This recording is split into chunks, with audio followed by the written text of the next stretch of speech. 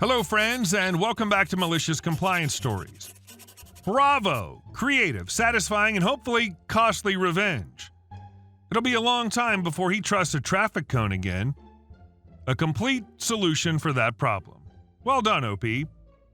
But before we begin, best way to support our channel is to leave comments, like, and subscribe with the turned-on bell so you don't miss the new video every single day.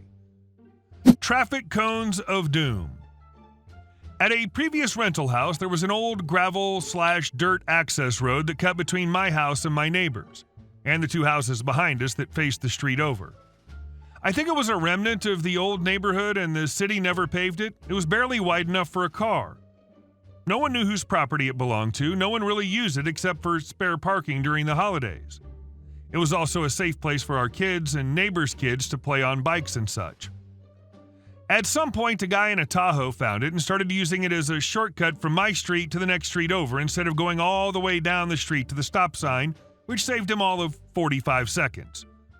Never saw him parked anywhere in my neighborhood. He just came through a few times a week. Wouldn't have been a big deal, but he liked to floor it, kick up gravel, and go as fast as possible right between our houses. My neighbor bought a couple of small traffic cones and placed them halfway up the road so you'd have to do a slow wiggle to get around them in a vehicle. Couple of days go by and she comes over with her traffic cones, which had been obliterated, and says she saw the same guy run them over. I go out and buy a couple more cones, maybe 18 inches tall, and an 80-pound bag of concrete. Flipped them over, stopped up the tops of the cones with duct tape, and filled them to the brim with concrete. Once they dried up, I put the two 40-pound cones in the same places my neighbor had hers, and let the neighbors know what was up. Unfortunately, I missed it, but my neighbor didn't.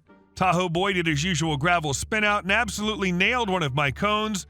The orange plastic was burst open and the concrete was in 3 big chunks. She heard the impact and saw him get out, check his vehicle, and drive away. I never saw him again after that, but I like to think I left a reminder on his vehicle to not Dukes of Hazzard a tiny access road in between houses. And our second story. Customer doesn't understand how coupons work. This is the epitome of why teaching basic math at school is so vital. I guess this person never bothered with that. Our company has a bonus card which you swipe every time you shop at our chain. You buy stuff for $50, you get X% off of it as a bonus added to your account. Then every quarter our company mails X amount of coupons to customers. It's just to encourage that they'll continue buying your groceries from us, day in, day out. These coupons give you 10% off your next purchase, so if your groceries total to $50, you get 5 off, with $45 left to pay. It's actually quite a good deal, since that 10% starts to amount to quite a lot of money in the long run. Sounds simple, right? Wrong. You know the saying, arguing with an idiot's like trying to play chess with a pigeon? It knocks the pieces over, craps on the board, and flies back to its flock to claim victory? If that specific proverb were a person, she, my moronic customer, would be it. So let's just call her Pigeon. Anyway, I was working my register, scanning items, taking customers' money. You know, what happens at a register.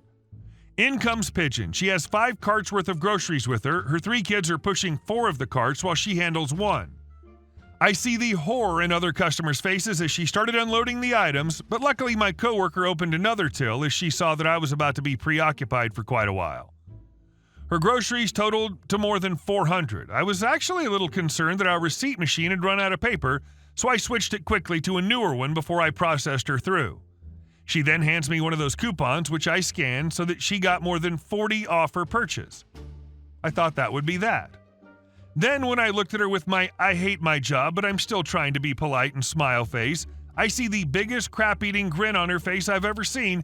Then she begins handing me more coupons, 9 of them, plus the one she gave me before, so a total of 10 coupons.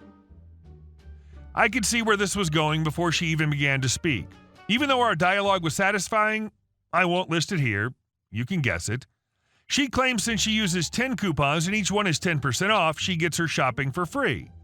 I tell her no, it doesn't work like that, and point out that it says so in the coupons themselves, that you can only use 1 per purchase. She wants to talk to my supervisor.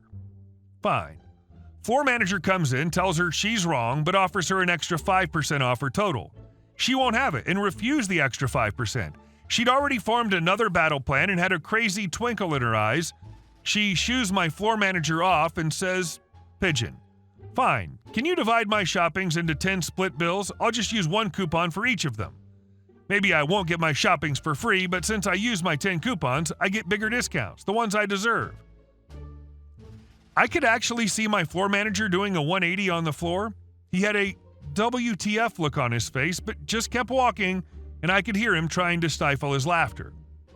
I then proceed to divide Pigeon shoppings into 10 different bills, let her use her coupons, and swipe her husband's, male name on the card, credit card 10 times. Then her children started to carry their shoppings into their SUV, and when they came to their final bags, I could hear Pigeon proclaim her victory to her children. "That's how Mama does business." I crap you not. All in all, it was quite a pleasant and civil exchange. She wasn't malevolent or mean, just a little dum-dum. And before someone asks, I thought about trying to reason with her to get her to save her coupons and explain that the sum will be the same either way. But I was quite certain she wouldn't have believed me. Just the look she had on her face, I guess. I must say that I'm a little curious to how her hypothetical husband reacts to getting a $400 grocery bill. So she actually spent more money, assuming she didn't get the extra 5% off that the manager was providing. Being dumb is expensive. And our next story. Extra mustard and pickles? Sure thing. My first job right after I finished my first year of college was at a place that delivered. One of the things we sold was burgers with a small styrofoam bowl with 2 slices of tomatoes, a bit of lettuce, 4 pickles, and a few rings of onion on the side so people could choose what they wanted on their burger. We also put in condiments. We had this one regular who would always order the same thing, a double burger and a bag of Doritos. Every single time she would call and complain about not getting enough mustard and pickles. So one day, it was me, one of the cooks, and our GM in the store. We only had 3 drivers working this shift, but it was pretty slow. Regular called and I answered. This was our conversation. R is regular. Me. "Thank you for calling my job. This is AJ. How can I help you?" R. "Hi, I'd like a double cheeseburger, no onion, no lettuce, no tomato, no mayo, no ketchup, and I want extra mustard and extra pickles. I swear if you F it up, I will call the owner and complain." This woman always had the most condescending tone when she called. I made a note on her order. Me. "Yes, ma'am, we'll make sure to do that for you." She gave her address, paid over the phone, and hung up. I walk over to my GM and tell her exactly what I was going to do next. I was going to give this lady exactly what she wanted. I picked up 2 of the styrofoam bowls we put the veggies in and filled them with sliced pickles. I went back to the counter and grabbed one of our small bags to put the pickles in. I then added 2 large handfuls of mustard on top of them, filling the bag the rest of the way. I put the smaller bag in a bigger bag with her chips. About an hour later, the phone rings. My shift's about to end, but I answer and pick up. Before I can say anything, it's our regular screaming in my ear so loud that the cook looked over at me. I simply grin. Our GM had a no-tolerance policy when it came to screaming customers. I put the regular on hold and went to the GM's office. I told her about the screaming customer, and my GM laughs. She picks up the phone, and I hear the lady screaming even more. My GM sets the phone on the table and waits for the screaming to stop. I hold back my laughter as my GM puts her on speaker. The following conversation ensues. GM. "Thank you for calling my job. GM speaking. How can I help you?" R. "Your R-word effing employee gave me so many effing pickles and mustard. How dare you be so disrespectful to a customer?" GM. "Ma'am, it says on your ticket you wanted extra pickles and mustard. That's exactly what my employee gave you. Now I suggest you stop cussing and screaming. You always call and complain about not having enough pickles and mustard. Now you have more than enough." Our regular hangs up, and I never hear from her again. She did, however, call the owner, who showed up the next day, laughing like crazy. He got a kick out of it, but told me not to do it again. And our last story. Got neighbor evicted over parking spot. I live in a small complex with a communal parking lot, no reserved spaces. On my wife's birthday, she invited a friend over to go out celebrating. When her friend showed up, there happened to be a tree that had fallen in the lot and blocked half of it off while it was being cleared. The only spot she could get to was one of the 2 disabled spots in the lot. Not a problem since she had a valid handicap tag, which was displayed. She asked when she came in if it was okay for her to park there, and I said it was fine since she was legally allowed to, and the only person in the complex to use the spots could park in the next spot. We got ready to go out, and when I went to get my car, I noticed the car that usually parked in the disabled spot had parked directly behind our friend, blocking her in, and left the other disabled spot empty. I told the apartment manager to please have her move her car by morning. We went out for a nice night of clubbing and got home at 3 a.m. The car was still blocked and the other disabled spot was still empty. So I called the police. They showed up, looked at the way she was parked, and started laughing. Why didn't she just park in the next spot? I told them I didn't know, and he said at 3:30 a.m., well, let's go wake her up and ask. He did that cop knock on the door to wake her up and told her to move her car. She began yelling at him, "That's my spot, and I'm teaching someone a lesson."